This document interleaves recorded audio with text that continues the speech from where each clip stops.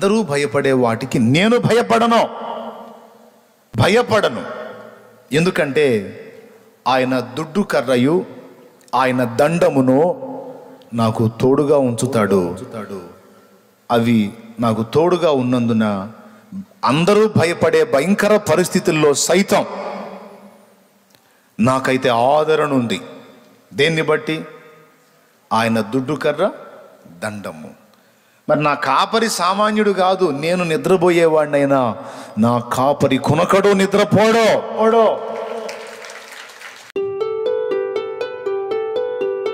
ఆయనే మన సొంతం అయిపోతే, ఆయనే నిరంతరం మనతో ఉంటే, ఎప్పుడు ఏది మనకు అవసరమో ఆయనకు తెలుసు కనుక ఆ పవర్ మనకు రిలీజ్ చేస్తాడు. నువ్వు ఇచ్చేవి కూడా నాకు కావాలని నువ్వు అడగాల్సిన అవసరంలా. ఎక్కడ నీకు ఎప్పుడు ఏది కావాలో ఆయనకు తెలుసు, అది ఇచ్చేస్తాడు ఆయన. కాబట్టి మోకాళ్ళ మీదకి వెళ్ళి ప్రార్థనలో మనం మోకరించినప్పుడు మనం దేవుణ్ణి ఏం అడగాలంటే, దేవా నాకు అదివు, నాకు ఇదివు కాదు, దేవా నువ్వు నాకు కావాలి, నువ్వు నాతో ఉండాలి, నాకు తోడై ఉండాలి. ఇప్పుడు గొర్రె మాట్లాడిద్దా? ఎప్పుడన్నా గొర్రె మాట్లాడటం మీరు విన్నారా? గాడిద మాట్లాడింది బిల్లాం దగ్గర. పాము మాట్లాడింది హవ దగ్గర. ఓకే,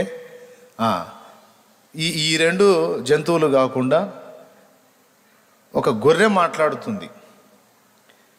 ఈ గొర్రె తన కాపరి ఎవరో చెబుతుంది 23వ కీర్తనలో. ఆహా, ఈ గొర్రె ఏమని చెబుతుందో చూడండి. యెహోవా నా కాపరి, నాకు లేమి కలుగదు. ప్రభువుని కాపరిగా చేసుకొని, వింటున్నారా? ఇప్పుడు గొర్రెల బలం ఎవరు? పెద్దగా చెప్పండి, మీరు చెప్పండి. గొర్రెల బలం ఎవరు? వాస్తవంగా గొర్రె బలహీనమైందా కాదా? సింహాన్ని ఢీ కొట్టగలిగిద్దా? ఎలుగుబంటిని ఎదిరించగలిగిద్దా?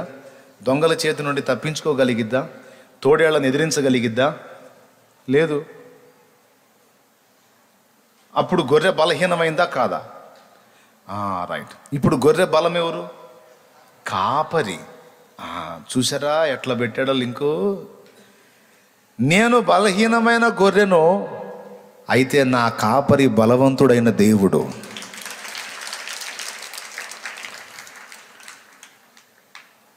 ఒరే బాబు, నేను ఒక మనిషిలాగా మీకు కనపడుతున్నా, ఒక బలహీనమైన మనిషిలాగా కనపడుతున్నా, నిజమే అది. కానీ నా బలం మీరు అనుకుంటున్నట్టు కండల్లో ఇంకొక దానిలో లేదు. దేవుడే నా బలం అని దేవుణ్ణి తనకు బలంగా చేసుకొని, ఆయనను గురించి ఈ గొర్రె ఏం మాట్లాడుతుందో చూడండి. యెహోవా నా కాపరి, ఫస్ట్ నాకు లేమి కలుగదు అంటే, నా బలమై ఉన్న దేవుడు నాకు తోడై ఉంటే లేమి అనేది నా దగ్గరకు రానివ్వడు. ఒకవేళ అనుమతిస్తే నాకు పాఠం నేర్పటానికి తప్ప, శ్రమల అనుభవం నాకు చూపటానికి తప్ప, ఆయన నాకు తోడై ఉన్నంత వరకు లేమిని, దరిద్రతను నాకు రానివ్వడు. ఎందుకంటే నేను గొర్రెల కాపరిని. నా గొర్రెలు డొక్కలు లాక్కుపోయి బలహీనంగా ఉంటే నేనే ఒప్పుకోను. అవసరమైతే నా చేతనున్నటువంటి కట్టెతో చిగురు ఆకుల్ని కోసి వాటికి మేపుకుంటాను. మంచి కొమ్మలు నరికి వాటికి మేపుకుంటాను. మరి నేనెంత కేర్గా ఉంటానో నా గొర్రెల విషయంలో, మరి నేను దేవుడు మేపే గొర్రెను గనుక నా విషయంలో ఆయన అంతకంటే కేర్గా ఉంటాడా? ఉండడా? మరి ఖచ్చితంగా ఉంటాడు. మీకు తెలుసా, గలగల పారే నీళ్లు గొర్రె తాగదు. ఎప్పుడన్నా ట్రై చేశారా? చూసారా? గొర్రెల కాపర్లు ఎవరు ఉన్నారు ఇక్కడ? బాగా ఎత్తిపోతలు పడుతున్నప్పుడు శబ్దాలు జరిగే దగ్గర గొర్రె తల్లోంచి తాగదు. గొర్రె నీళ్లు తాగాలంటే పీస్ఫుల్గా ఉండాలి, ప్రశాంతంగా ఉండాలి, నీరు ప్రశాంతంగా ప్రవహించాలి, అప్పుడు తల్లోంచి తాగిద్ది అది. గలగలగల శబ్దాలు చేసుకుంటూ నీళ్ళు వెళ్ళే దగ్గర గొర్రె తాగదు. కాపర్లు ఎవరు లేరా ఇంతమందిలో? గొర్రెలను కాసిన వాళ్ళు ఎవరు లేరా? ఒక్కరైనా లేరా? చెయ్యెత్తలేరా? ఉంటే తాగిద్దా? గలగల పారే దగ్గర నీళ్ళు తాగిద్దా? ఎలా తాగిద్ది? ప్రశాంతంగా ఉండాలి. అవునా? కాపరి చెబుతున్నాడు అక్కడ. అందుకే శాంతికరమైన జలముల యొద్ద, జలాలు 2 రకాలు, హడావుడిగా ప్రవహించే జలాలు ఉన్నాయి, మెల్లగా ప్రవహించే జలాలు ఉన్నాయి. శాంతికరమైన జలముల యొద్ద నా దాహం తీరుస్తాడు. అంతేనా? ఇంక అక్కడి నుంచి వరుసగా చెబుతాడు ఆయన. తన నామమును బట్టి నీతి మార్గములో ఆయన నన్ను నడిపించుచున్నాడు. ఎట్లా పడితే అట్లా కాకుండా ఆయన ముందు నడుస్తూ నన్ను పిలుస్తున్నాడు. ఇదిగో నీవు నడవవలసిన త్రోవ ఇదే, నేను నీకు ముందుగా పోవచ్చు, మెట్టగానున్న త్రోవలను సరళం చేస్తాను అని ఆయన మాట్లాడుతున్నాడు. నన్ను అనుసరించు బిడ్డ. తర్వాత గాఢాంధకారపు లోయలలో నేను సంచరించినను.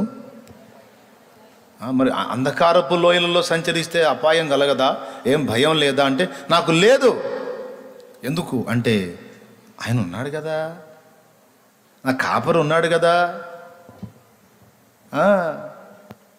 కాబట్టి అందరూ భయపడే వాటికి నేను భయపడను అంటే చెప్తున్నాడు.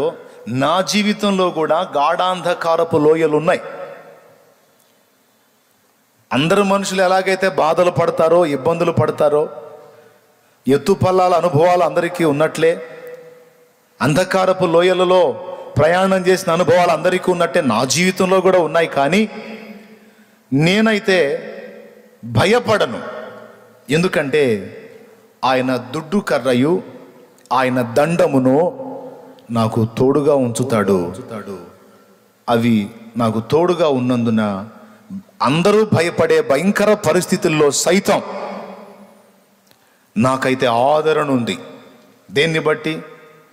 ఆయన దుడ్డు కర్ర, దండము. మరి నా కాపరి సామాన్యుడు కాదు. నేను నిద్రపోయేవాడినైనా నా కాపరి కునకడు, నిద్రపోడో.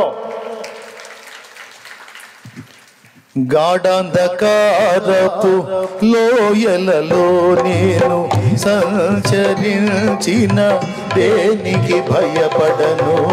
గాఢాంధకారపు లోయలలో నేను సంచరించిన దేనికి భయపడను. నీ దుడ్డు కర్రయు నీ దండమును అనుదినం అనుక్షణం కాపాడునే. నీ దుడ్డు కర్రయు నీ దండమును అనుదినం అనుక్షణం కాపాడునే. ఆనందమే చప్పట్లు కొట్టండి. ఆనందమే ఆశ్రయపురమైన యేసయ్యా నీలో. ఆనందమే పరమానందమే ఆశ్రయపురమైన యేసయ్యా నీలో. దేవుని ప్రణాళిక అలాగుండి నిన్ను తీసుకుంటే తప్ప, ఆయన నీకు కృప చూపి ఇంకా భూమి మీద నీ పని చేసే దినములు ఉన్నాడు అనుకో, నీ చుట్టుపక్కల అంతమందికి తెగులొచ్చి మొత్తం చచ్చిపోయినా నీ స్థానానికి చలనం ఉండదు. ఆయన నీకు తోడై ఉండి వారిని చంపినటువంటి అదే తెగులు నీ మీదికి వచ్చిన నీ ప్రాణమునకు ఏ హాని కలగకుండా కాపాడుకుంటాడు.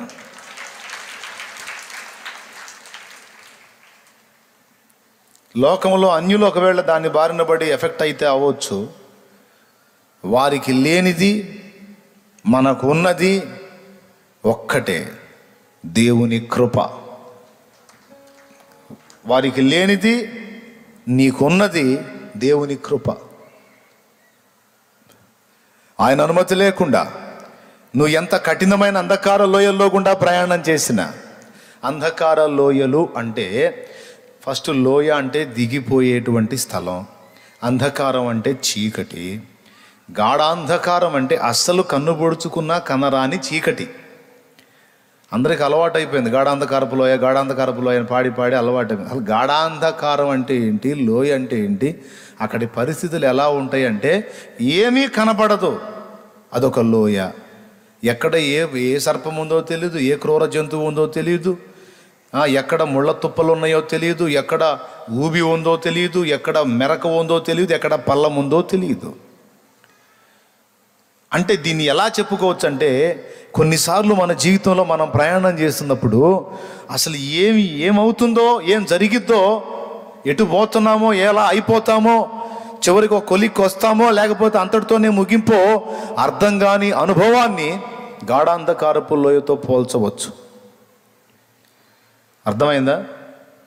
అలాంటి దారి తెన్ను తెలియని అంధకార స్థితిలోనికి నువ్వు వెళ్ళిపోయినా, ఇక బ్రతుకుతామో లేదో అనేటువంటి ప్రశ్న మనలో ఏర్పడిన తరుణంలోనికి నువ్వు వెళ్ళిపోయినా, దేవుని వాక్యం ఈ గొర్రెగారు అంటున్నాడు, ఏది నేను చెప్పిన గొర్రెగారు, నాకు ఆ భయం లేదు. ఎందుకంటే అందరికీ లేనిది నాకున్నది ఆయన కృప, ఆయన దుడ్డు కర్ర, ఆయన దండము నాకు తోడై ఉన్నందున నాకు మార్గం దొరుకుతుంది, ఏవి నా మీద దాడి చేయకుండా ఆయన కాపుదల నాకుంది అని చెప్తున్నాడు.